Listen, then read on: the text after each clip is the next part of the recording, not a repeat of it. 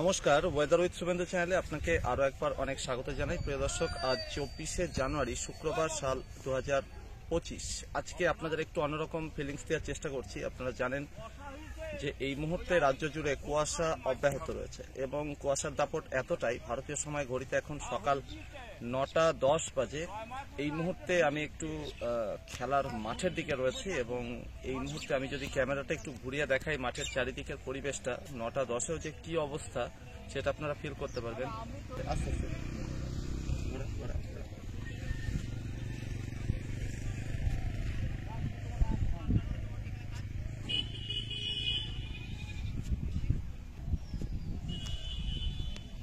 বাতাসের দৃশ্যমানতা এই সময় অনেকটাই কমে গেছে এবং কাছের জিনিসও দেখা যাচ্ছে না। তো এই কুয়াশার দাপট আর কতদিন অব্যাহত থাকবে, যদিও অনেকেই একটা কনকনে ঠান্ডা ফিল করছেন, কারণ সারাদিন ধরে সূর্যের দেখা মিলছে না দক্ষিণবঙ্গের প্রায় সমস্ত জায়গা জুড়ে। শুধুমাত্র দক্ষিণবঙ্গই না, উত্তরবঙ্গ, বাংলাদেশ, ত্রিপুরা, আসাম, সেই সাথে বিহার, ঝাড়খণ্ড, ওড়িশার বিভিন্ন জায়গাতে কুয়াশার দাপট অব্যাহত রয়েছে।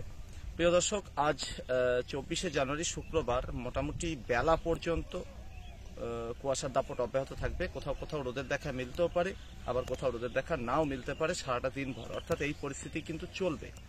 এবার প্রশ্ন হলো, এই কুয়াশা কেন এত হচ্ছে? এই কুয়াশা তৈরি হওয়ার নেপথ্যে যে কারণ রয়েছে, ট্রপোস্ফিয়ারের বিভিন্ন স্তরে উত্তর পশ্চিমের দিক থেকে শুকনো ঠান্ডা হাওয়া সেটা কিন্তু অব্যাহত রয়েছে, অর্থাৎ ঠান্ডা হাওয়া কিন্তু ঢুকছে, কিন্তু লোয়ার ট্রপোস্ফিয়ারিক লেভেলে অর্থাৎ মাটির কাছাকাছি উচ্চতায় কিন্তু এই মুহূর্তে ঠান্ডা হাওয়া সেভাবে নেই বললেই চলে। তার বদলে, তার পরিবর্তে বঙ্গোপসাগরের দিক থেকে একটা অ্যান্টিসাইক্লোনের সুবাদে লাগাতার আর্দ্রতাপূর্ণ হাওয়া অর্থাৎ জলীয় বাষ্প প্রচুর পরিমাণে ঢুকে চলেছে। সেই জলীয় বাষ্পই ঠান্ডা হাওয়ার সংস্পর্শে যখন ট্রপোস্ফিয়ারের একটু উপরিস্তরে পৌঁছাচ্ছে, সেটাই কিন্তু আবার কুয়াশা হয়ে নেমে আসছে মাটির কাছাকাছি উচ্চতায়। ফলে এই কুয়াশার দাপট অব্যাহত ততদিনই থাকবে যতদিন না পর্যন্ত কনকনে উত্তরে ঠান্ডা হাওয়া এসে অ্যান্টিসাইক্লোনটিকে দুর্বল করছে বা অ্যান্টিসাইক্লোনটিকে দূরে সরাচ্ছে।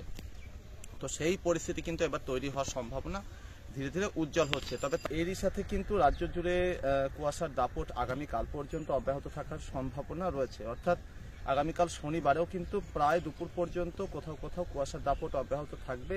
আবার কিছু জায়গাতে সারাটা দিনভর আগামীকালও কুয়াশা থাকার সম্ভাবনা রয়েছে। তো এই পরিস্থিতিতে দাঁড়িয়ে আগামীকাল ভোর পর্যন্ত সময়ের মধ্যে রাতের তাপমাত্রা বা ভোরের তাপমাত্রা কিন্তু নামার সম্ভাবনা সেভাবে নেই বললেই চলে।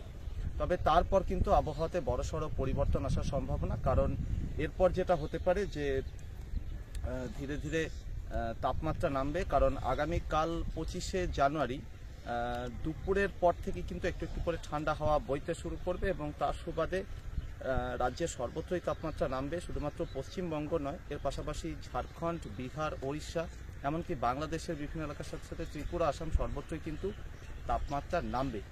অর্থাৎ শীত কিন্তু স্বমহিমায় কামব্যাক করছে এবং যেটা মনে হচ্ছে যে ইতিমধ্যে যে কুয়াশাচ্ছন্ন পরিবেশ সেটা কিন্তু আগামীকাল দুপুরের পর থেকেই কাটবে এবং সম্ভাবনা রয়েছে যে 26 থেকে 28 বা 29শে জানুয়ারি পর্যন্ত নতুন করে আর কুয়াশার দাপট অন্ততপক্ষে কলকাতা সহ দক্ষিণবঙ্গে টের পাওয়া যাবে না।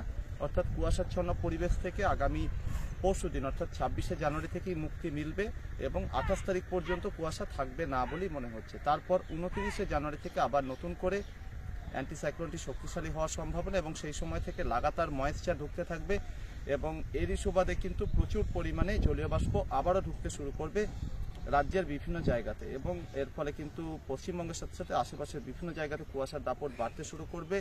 ফলে যেটা হতে পারে যে 28শে জানুয়ারি থেকে বা 29শে জানুয়ারি থেকে আবার নতুন করে কুয়াশা শুরু হবে এবং রাতের তাপমাত্রা সেটা কিন্তু বেড়ে যাবে, দিনের তাপমাত্রা কমে যাবে।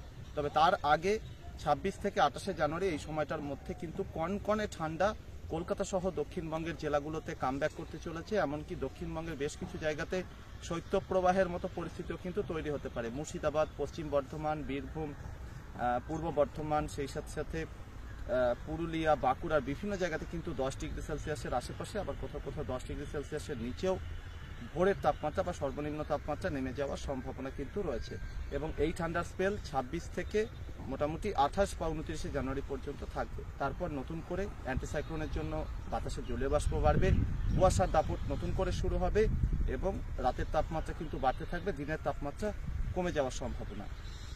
এবং এই সময়টাতে কি হতে পারে, অর্থাৎ 28 বা 29 জানুয়ারি থেকে শুরু করে ফেব্রুয়ারি 2 বা 3 তারিখ পর্যন্ত কুয়াশার দাপট আরও একবার ফিরে আসবে এবং ঘন কুয়াশায় কিন্তু স্বাভাবিক জনজীবন ব্যাহত হওয়ার সম্ভাবনা রয়েছে।